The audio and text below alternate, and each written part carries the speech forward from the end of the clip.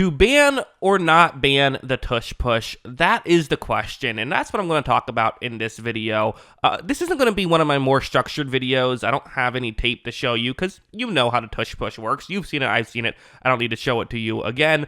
No real charts because there's not really a lot of numbers to talk about either. Although I will touch on some. Let's ask the question, should the tush push be banned? Why or why not? Let's get into it with this video. So, essentially, if you haven't heard, the Green Bay Packers have proposed they've suggested that perhaps the tush push should be an illegal play. And a lot of people have said, oh, this is just sour grapes by the Green Bay Packers. But I actually went back and double checked.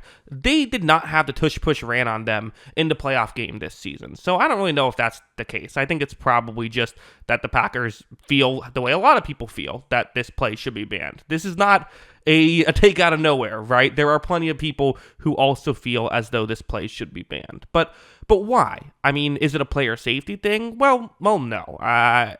There hasn't really been a ton of injuries. The only real notable example was when the Giants tried to run it and injured multiple of their own players doing it a couple years ago. But really, this doesn't appear to be a dangerous play. And if I'm being honest, the people who are asking for it to be banned don't really seem to be asking for it to be banned due to the player safety of it all.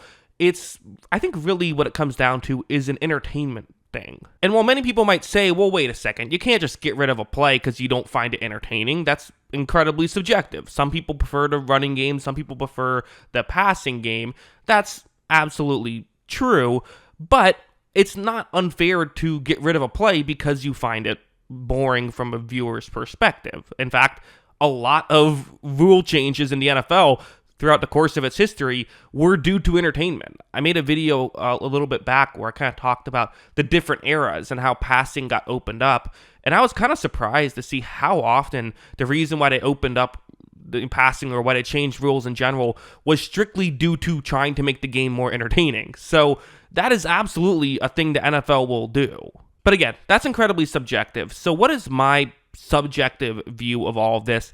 I find it to be a boring play. I mean, when it's 4th down and 1, what I want to believe that the defense could make a stop, and I don't want to see a play where it feels like it's a 99.5% success rate, and the only time it fails is when the quarterback just drops the ball because they don't get the snap right, because you have to do that a little quicker. Like, that's the only real, that's part of why I don't love the play. The other reason is it's just, to me, kind of visually uninteresting. I don't really see where the ball carrier is usually, so I don't know a lot of times if it's a first down or not. Sometimes you can tell right away. A lot of times you kind of just have to wait for the ref to tell you if it's a first down or not. This is the case on regular quarterback sneaks as opposed to, it's not just the tush push, but it definitely is, the tush push makes it more overpowered, which makes it even more likely to succeed. As in less likely for a stopping of it to succeed. Because that's kind of another argument that people will bring up, is the fact that, well, it essentially makes for a unstoppable play. What is a defense supposed to do in that situation? And I think the counter argument is, well, you don't get into that situation. You make sure that you don't have a 4th down and 1, which is, okay, yes, that is something you can do.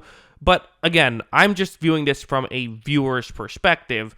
4th down and 1s should be incredibly exciting. That should be the highlight of the game. And instead, it's essentially something that you can go grab a beer from the fridge and come back if you want to, because you know how it's going to work out. At least that's the case with the Philadelphia Eagles. And here is, I think, a very interesting counterpoint, which is, well, not every team has the same hit rate that the Eagles do, and really only the Eagles utilize it the way that they do, which is every 3rd down and 1 or 4th down and 1 or every goal line situation, they're just running the tush push. That's just all they're thinking, no doubt about it. And because of that, I think it honestly doesn't feel as bad when I see it, because it feels more unique, right? This is just what the Eagles do. The Chiefs are still running plays on 4th and 1. They don't run the quarterback sneak. Not every team likes to do it because it puts your quarterback in danger, right? Mahomes famously got injured doing a quarterback sneak once. And I think that's where a lot of people end up, which is their kind of mindset is, okay, if this becomes a problem where literally every single 4th and 1, it is a tush push and that's now not very exciting, okay, then maybe we'll talk. But just because one team is really successful at it, then it's not, it's not as big of a deal. I guess the question is, do you want to be proactive with this or reactive with this? And I honestly don't know the answer. As of right now, injuries haven't really become a thing. We haven't really seen the game get broken too much because of this. But the question is, our next year, and this has been going on for a couple years, so maybe it just won't happen, but our next year, are we going to see every team essentially practice the tush push and try to get it down the way the Eagles have it down? Well, a lot of people have said, well, you're not going to be able to do it as well as the Eagles do it. Statistically, that's just not true. The Eagles are actually below league average at hitting the tush push, which kind of makes sense because they do it so often. Teams go into the week practicing to stop it, right? But still, I don't think that the Lions would struggle with it, right? In fact, I think most teams, even bad offensive lines, would be able to successfully pull off this play. It's a very tough play to stop. Even the Bills, who famously got stopped in the conference championship game a couple of times running a variation of this play, still had an incredibly high hit rate when they ran this play. So over the course of the seasons, and even hit a couple of them in that game. So I wouldn't fully sit here and say that maybe teams wouldn't be quite as dominant as the Eagles. It's still a play that I think, quite frankly, if I'm an organization, I'm practicing and I'm getting down. I think every team should be learning to tush push at this point. And then the question of how do you stop it? I mean, there was that whole fiasco in the conference championship game with the Washington Commanders, which, if we're being honest, might have killed the tush push. And I think the Commanders, what they need to do if they want this play killed is to just do that every time they play to try and get that play out of the Eagles' arsenal. Because the reality is, the only way you can really stop the tush push is if you time the snap count, which means you have to risk jumping off sides. And that's what the Commanders did, is they kept trying to time the snap count, and there's no real disadvantage in doing that. So you kind of have to change a rule one way or the other, right? Are you going to make that illegal to try and time the snap count over and over again at the goal line? Or are you going to go the other way and say, okay, let's just ban the tush push so you can, in theory, stop it without having to time the snap count? So those are kind of the arguments, I think, for and against it. Maybe I've left something out, but I think that's pretty well. I think I've crossed everything off the list there. What are my opinions, though? Do I think it should be a banned play, or do I think that it shouldn't be? And listen, I'm a Tampa Bay fan. We actually are one of the few teams that has a chance to stop it because we have Vita Vea. That being said, I still think that it should be a banned play. I just don't really. Again, it's a subjective take to some degree. I don't find it that entertaining. It's cool when it's kind of small, and when it happens like this, when there's one team who does it, I think it's kind of cool. But I think that we're going to see more and more teams do it. We're going to see more and more teams do the Commanders thing, and I think we should probably just nip it in the bud. The rule I would say is that this used to be a rule, but you can keep it a rule, which is you just can't push the ball carrier.